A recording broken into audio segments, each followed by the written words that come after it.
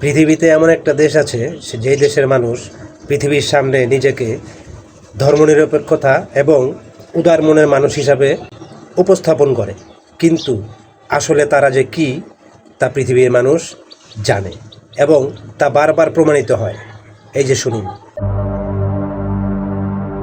ভারতে সংখ্যালঘু নির্যাতনের ঘটনা নতুন কিছু নয়। সম্প্রতি ছত্তিশগড়, মধ্যপ্রদেশ ও ওড়িশার মতো রাজ্যগুলোতে স্থানীয় খ্রিস্টান পরিবারগুলোকে ধর্ম ত্যাগে বাধ্য করতে সামাজিক ও অর্থনৈতিক বয়কটের ডাক দিয়েছে উগ্র হিন্দুত্ববাদীরা। তাদের পানি সরবরাহ, নিত্য প্রয়োজনীয় পণ্যের দোকান এবং কাজ বন্ধ করে দিয়ে অবরুদ্ধ করে চাপ সৃষ্টি করছে। প্রোগ্রেসিভ ক্রিশ্চিয়ান অ্যালায়েন্স নামক একটি সংগঠনের বরাত দিয়ে আন্তর্জাতিক গণমাধ্যম এই চাঞ্চল্যকর তথ্য জানিয়েছে।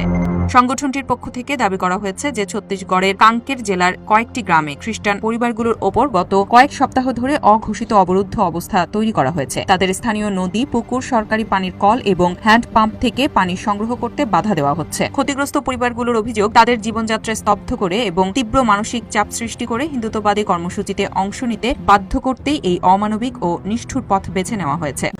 দেখুন, তাদের কাছে শুধু মুসলিম না, কোনো ধর্মই নিরাপদ না, সংখ্যালঘুরা কোনোভাবেই তাদের কাছে নিরাপদ না।